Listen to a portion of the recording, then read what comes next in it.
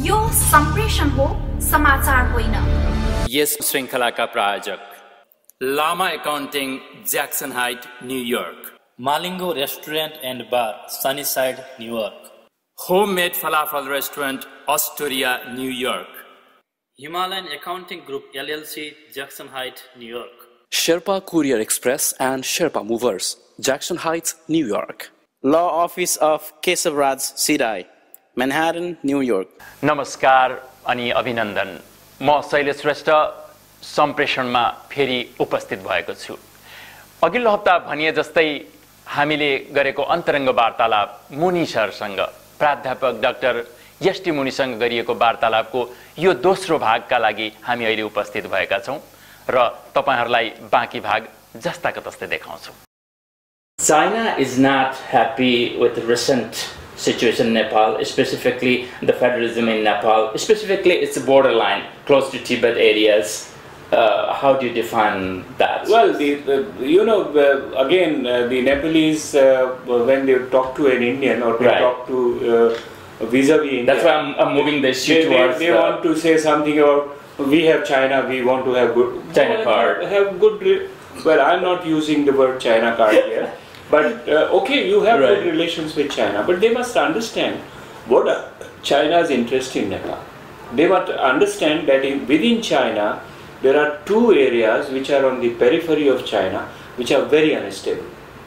Tibet and Xinjiang. Now, Tibet is the one which borders with China.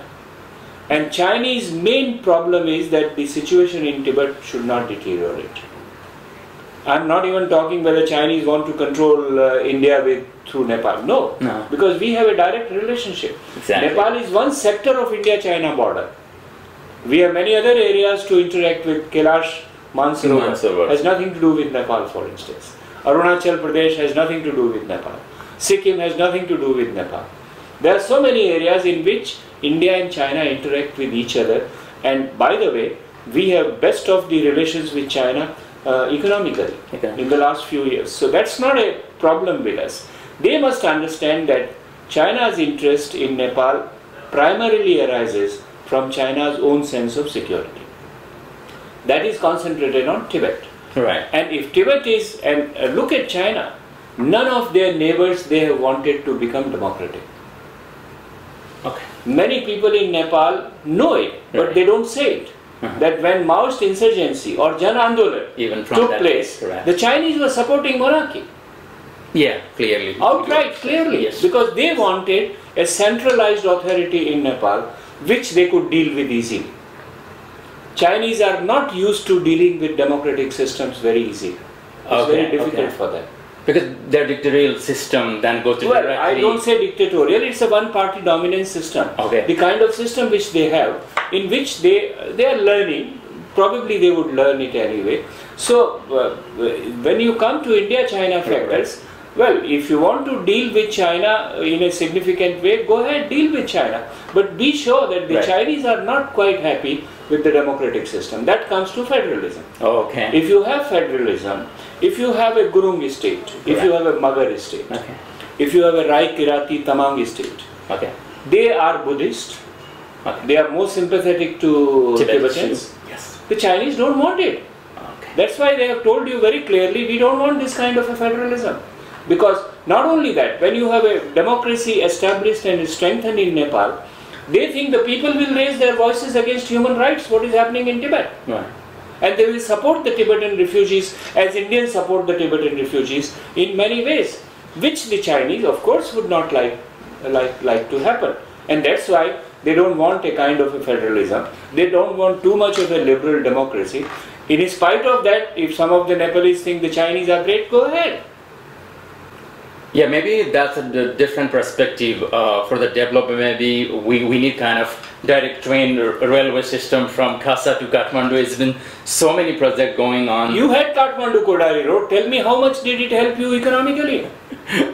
See, this is where an objective analysis is different from an emotional approach. Absolutely. I mean, you had Kathmandu-Kodari road. How much your trade increased with China? Much. Because the trade would increase depending on what the Tibetans are willing to consume. how much you were an anthropo, earlier in the traditional time, when things from India went to Nepal, from Nepal they went to Tibet, from Tibet they came to Nepal, from Nepal they came to India. This anthropoid depended entirely upon how free, how developed, how dynamic Tibet was. Okay. Not the things which are produced in Shanghai will not come easily through Tibet. Of course, they have now improved the transportation and infrastructure system. It can come, but that's not your target. Yeah, your people will really be now that nobody here again. I would say, people have not even sincerely analyzed what is the dynamics of Sino-Nepalese relations. I said they have not analyzed how Indian decision making takes place. They have also not analyzed why is China so sympathetic, supportive politically to a certain kind of forces in Nepal. There's a lot of problems going on in Nepal. Recently, we couldn't complete it like a constituent assembly for the new constitution situation, and the main issues and conflict was federalism, the model of federalism, and a state restructuring problem. How do you see the solid future of Nepal in the democracy after election? Is there more hope and optimism is rising up, or how do you? I'll tell you two things about it. One is all those who are arguing that you have thrown the monarchy and you have not done anything else should also understand that if monarchy continued, no development would have taken place in any case. Absolutely. So many people who say monarchy is an alternative to the present situation should think twice about it, very carefully, very sincerely. Secondly, it is true that institutionalization of republican order has not taken place. They have not been able to draw a constitution. But this is because of their old habits of governing their political parties in a feudal way. Right. You look at the old leaders, Girija Babu or anybody else, B.P. Koirala earlier, or even Bhattraiji, Kishan Bhattrai. Leaders took a decision and carried it out. Yeah. It is not a democratic decision making which they are very used to. Even in their working committees, even in their central committees, there was no representation of the ethnic minorities. There was no representation of the Tarai people. There was no representation of the women. Now all these people are asking for their rights. So suddenly you see on the burden of politics has suddenly increased very, very heavily. And it is only 6 or 7 years since you took the change. Correct. I think the nations are not made in such a short time. I am not at all excusing the present leadership for not institutionalizing, and I think all of them have been power hungry. All of them. Yeah. Their priority has been first to power. How to grab the power. Not to reconstruct Nepal. Not to create new Nepal. That is their second, third, fourth priority. Yeah. The first priority is power. And if power is not there, they would destroy everything. They don't care. What happens to institutionalization, what happens to parliament, what happens to constitution, what happens to judiciary, what happens to social justice, what happens to truth and reconciliation. They don't carry on anything.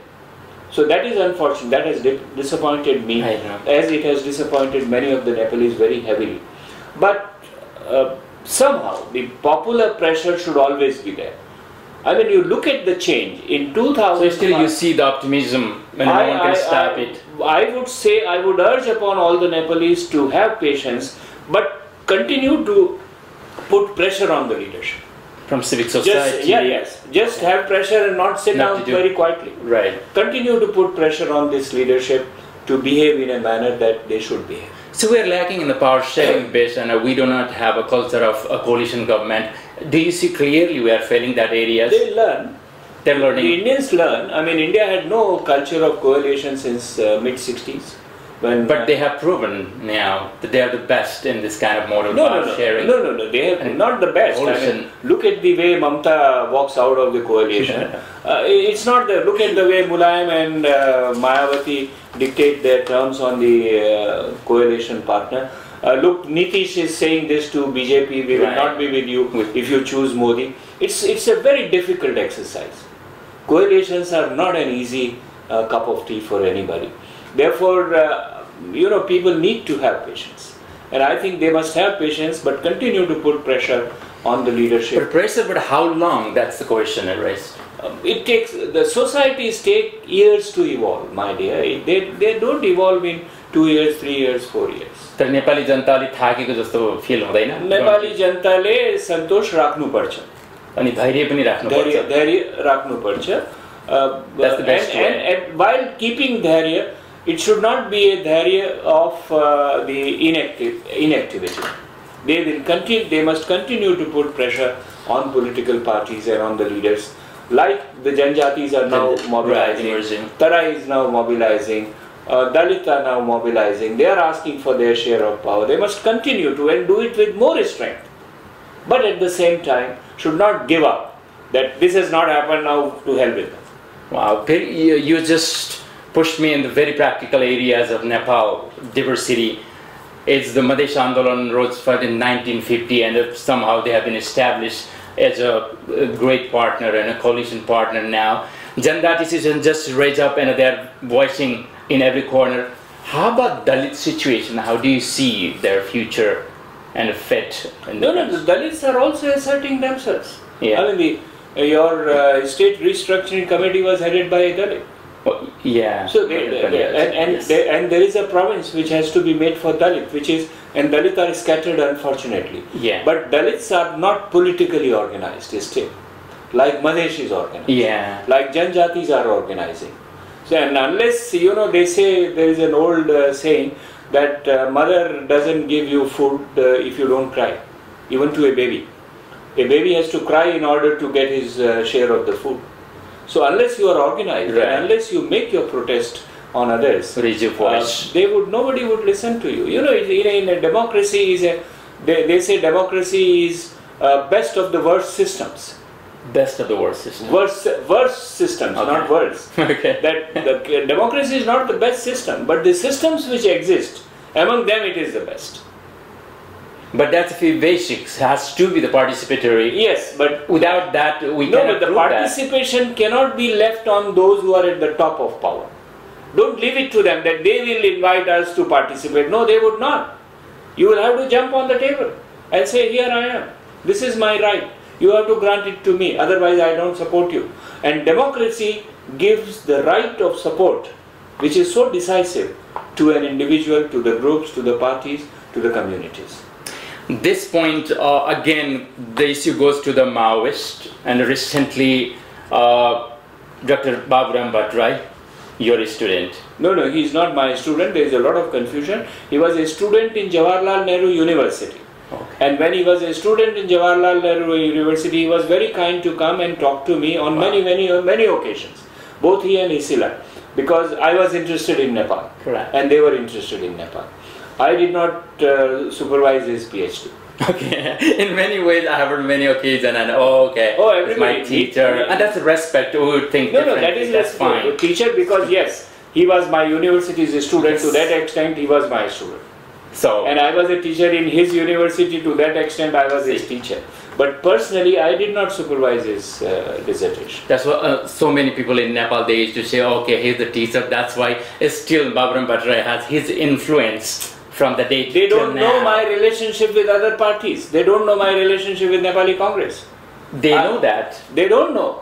I'm the only... You were the guardian of Sujata Koirala, Manushi Bhattarai, those issues. No. That is what I told you the other day. But they don't know that I'm the only Indian academic whom Girja Babu took to Koirala Nivas. I stayed there for a week.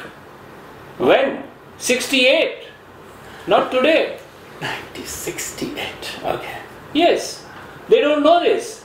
Therefore, they think only Baburam, Muni, Baburam, nonsense.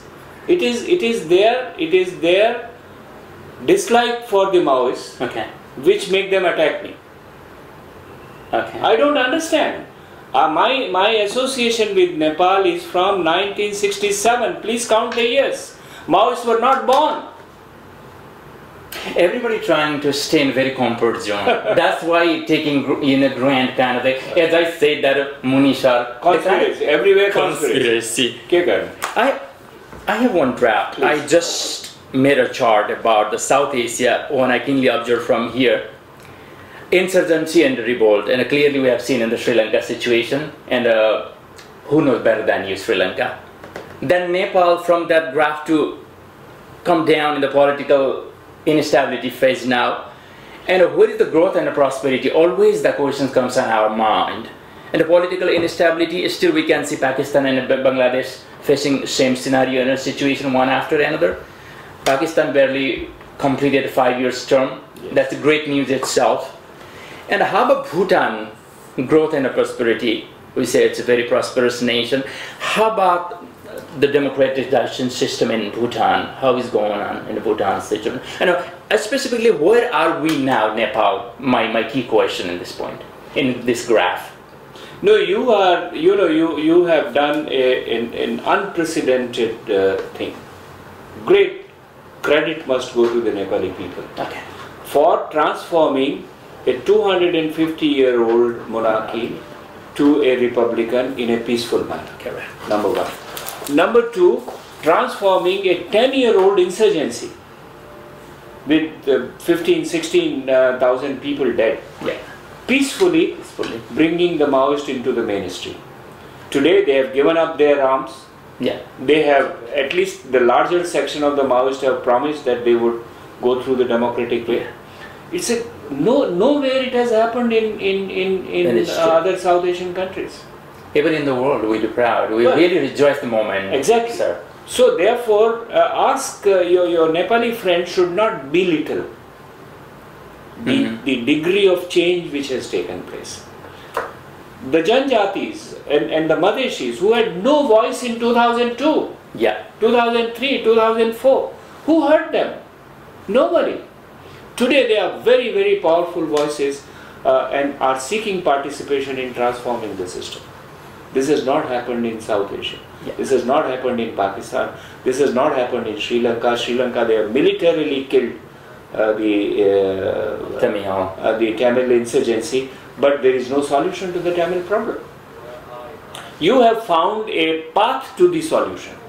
The path is a democratic solution. When you move democratically, you still not have the capability to gel together, which will take time. It will come out of experiences. Even now, for instance, comparatively speaking, Sushil and Prachand are working together. Okay. In some way. Both have at least agreed to go to the elections. There are so many other parties except for the Kiran and very small parties who have a vested interest, or like the Royalists who have a vested interest. Everybody says yes, we should hold elections. They are doubtful about the present government because it may not hold the elections. Okay. Therefore, there is a broad consensus that we must move on the democratic path. And I think you are much ahead of Bhutan, of Pakistan, to some extent in finding an ethnic or federal. You have not found the solution, but there is a consensus that we must have federalism. The Sri Lankans don't accept federalism. And unless Sri Lankans accept some sort of federalism, there would be no solution to the Tamil problem. Therefore, comparatively, I think the Nepalese should open up, look around. Okay. And Bhutan, there was no pressure on monarchy to go. Why did they go? Why did monarchy even ask for the elections to be held? Because they knew the fate of monarchy in Nepal. Okay. They knew that since 2002, monarchy was increasingly becoming unpopular. People were rising. Similarly, in Bhutan, the ethnic movement was asking for democratization. So, Bhutani king took a small but first step at his own to open up for democracy. You will have first election, second election, third election, fifth election. Still the king would be important, but in the process, people would become far more conscious. And they would start demanding for more and more right.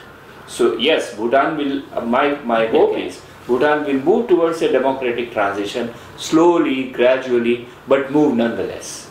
Again, Bhutanese situation, the refugee problem, and in many ways, Nepal and the civic society and the media again blame to India. They didn't support to the movement.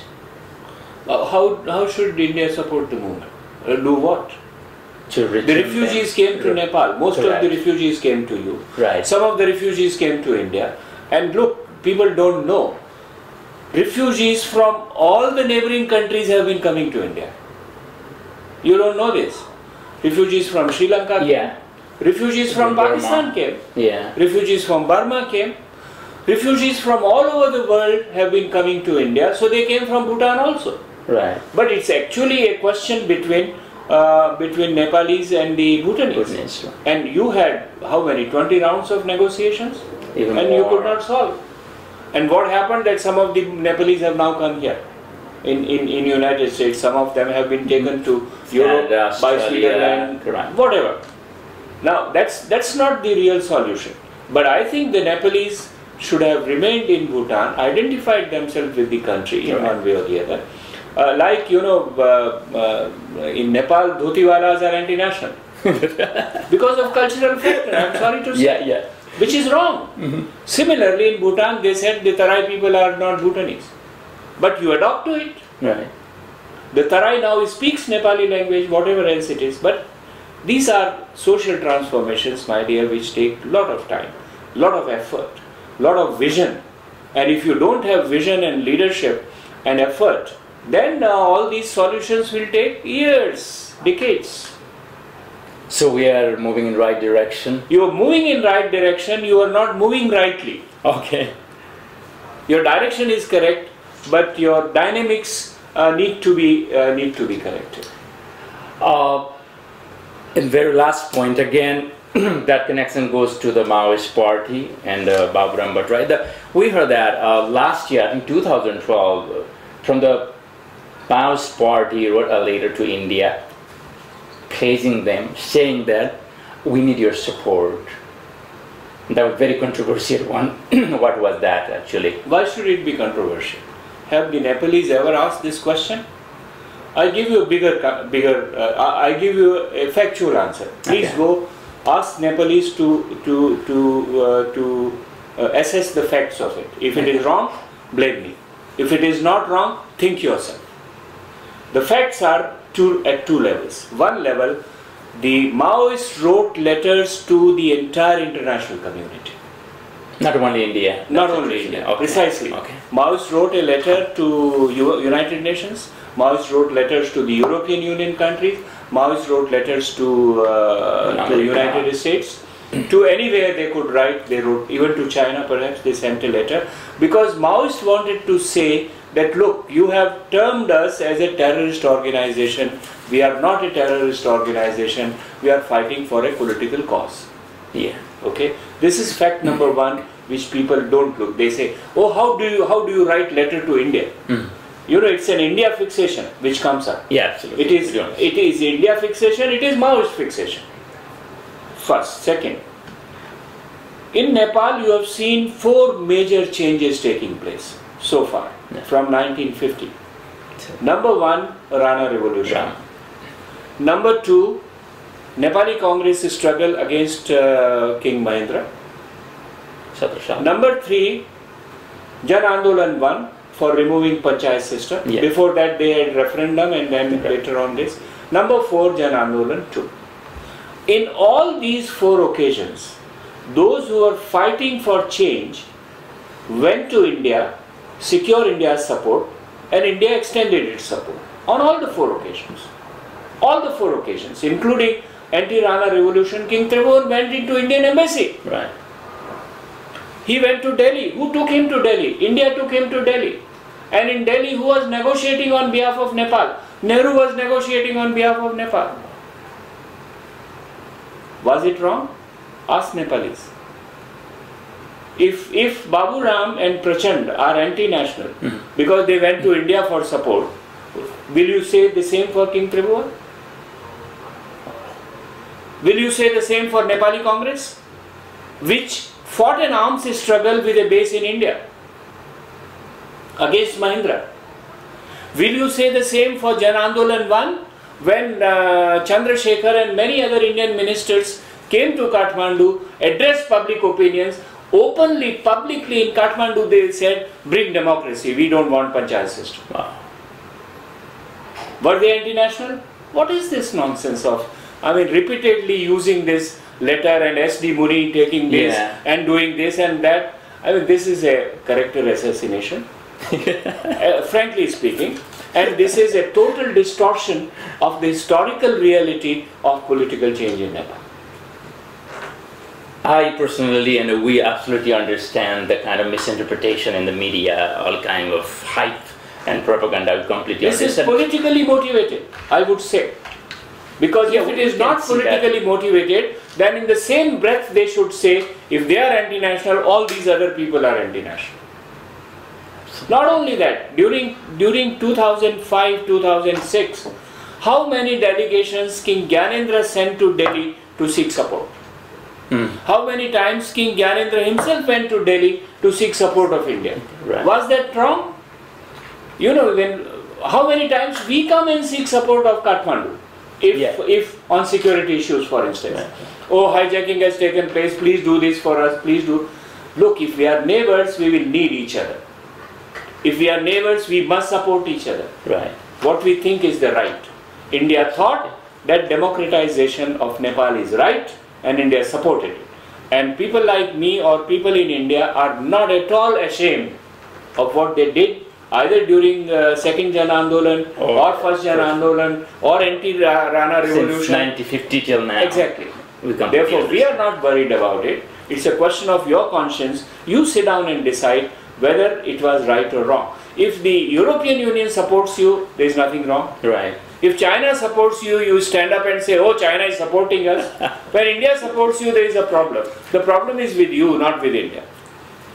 Muni sir, at the last, how do you want to revision our new dynamics between two countries? Very legitimate way and a very progressive way. What could be the best format? I know you don't want to dictate, but in the people to people I relation. don't want to dictate, but I can tell you one thing very broadly, very vaguely.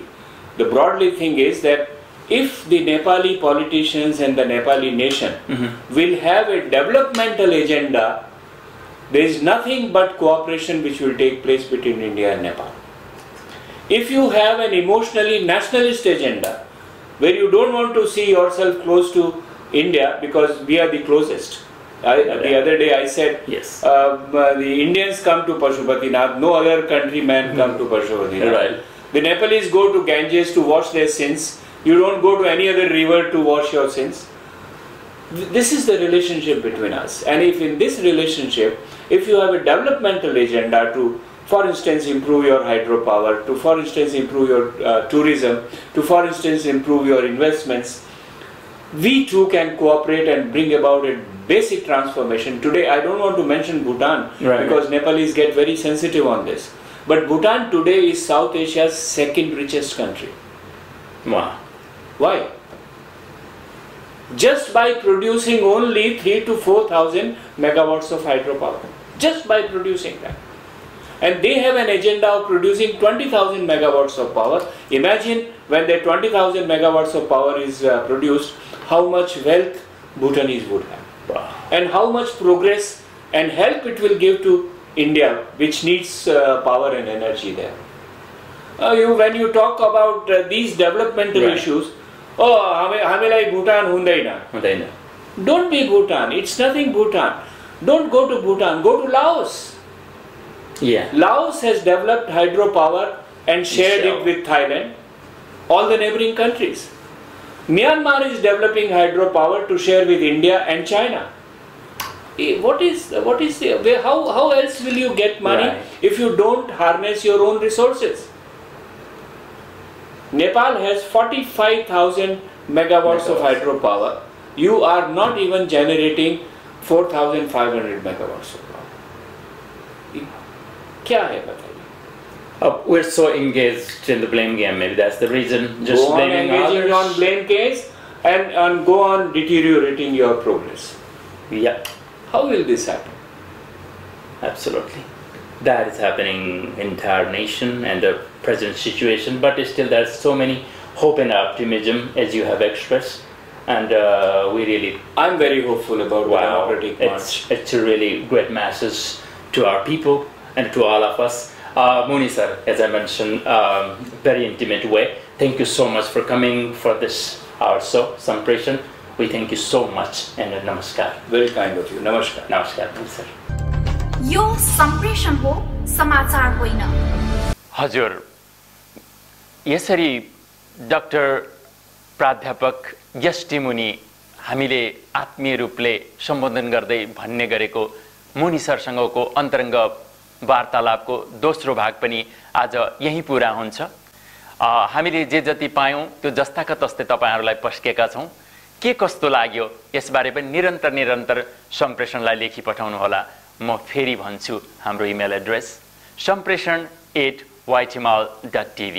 अहिलेको सम्प्रेषणको र विशेष गरी मुनि सरसँगको यो आत्मीय र अन्तरङ्ग वार्तालापको दोस्रो भागबाट पनि हामी बिदा चाहन्छौँ। हवस् त, नमस्कार अनि जय नेपाल।